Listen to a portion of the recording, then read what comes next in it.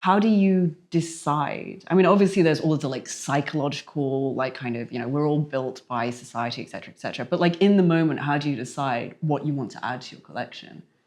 In the moment, I don't decide. So you just take it over. I'm just thinking, do I like it? No, look, I mean, it's... Yeah, is it instinctual or is it research-based? It's an instinct, obviously. And I'm very, how do you say? I follow my instinct a lot, but obviously instinct and the ability to afford the painting, of course, doesn't go together. So my instinct and things that, like I say, my body can, cash are completely different. So sometimes the mind is willing the bank account. Yes, the reason has to kick in, whether you can afford it or not. The left side and the right side. Exactly. So, but no, I'm very impulsive when I buy. I rarely listen to other people's opinion. I think that, so I've been collecting for 10 years now. I started in 2015, so 11, we're in the 11th year. And many times I see things, paintings, sculptures. I mean, I look at an artwork and I think this is a beautiful artist, and I end up buying it. My friends disagree with me. 5 years down the line, they start agreeing with me. And like we say in some cultures, only idiots don't change. So I don't think if I was wrong or right, but I think that I always followed my instinct. I always did what I have in mind. I'm not saying that I did not do wrong acquisitions. We all have done wrong acquisitions. We all have bought pieces we should not have bought. We all do mistakes, but that's part of the journey. So I don't. I have David Shrigley. But they're cute. They're very cute, sweet, exactly. and they're functional. But they are, every time I look at them, I'm like, I can't believe I own David Shrigley merch. Look, when you buy something and the person looks at it and it says it's cute, it's the last thing you want to hear. This is when you know it's not right. And it happened to me last year, actually. I acquired a beautiful piece from an artist, which, am I supposed to drop names of artists or not, or do I want to keep it? Yeah, absolutely.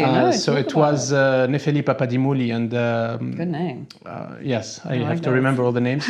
And it's basically, I hang them. They're like, I don't want to call them, my wife calls them psychological asylum, like they were at hospital kind of gowns. Wow. I look at it as a beautiful landscape, and they're hanged in the house. So my friend told me, they're cute. And I said, this is not how I would like my art to be, really is the last to be called. And also there's another term that I don't really like is, they're nice, they're commercial. And I'm like, what do you mean by commercial? I've never quite understood. I said, it means it's pleasant, it's easy to hang, it's easy to live with, and it's easy to have. And I'm like, so this is how you attribute commercial. Yeah. So look, I don't like that. Another term, decorative. That's never something. But art is decorative, by the way. No, naturally. So if someone says decorative, it doesn't mean that you've done your homework on it.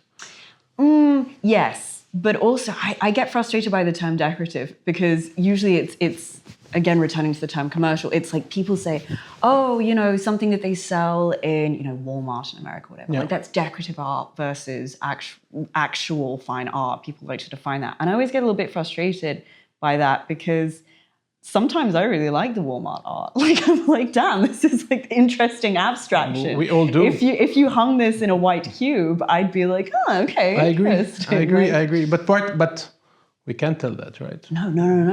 Because otherwise the entire thing collapses. The whole house of cards is going to collapse and all these smoking mirrors in the art world. Absolutely. We don't want to go there. So yeah, if I go back on what I was saying, instinct comes first, is very important.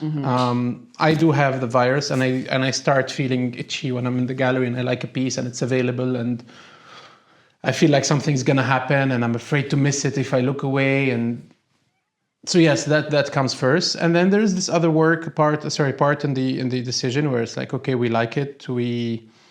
I would consult my wife and I say, what do you think of it? Would this be something you're happy to have? Is this something we believe it fits well with the house, with the legacy, with what we want to do, and then we would come with the decision.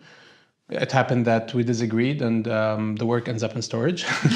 But it still enters the collection. But it happens that we both disagree and we decide to pass on the work. I love that. It's a collaborative effort. It has to be. It has to Oh. be. It has to be. I'm not gonna lie. Sometimes I do take the decisions by myself, and I would only show them after it's done.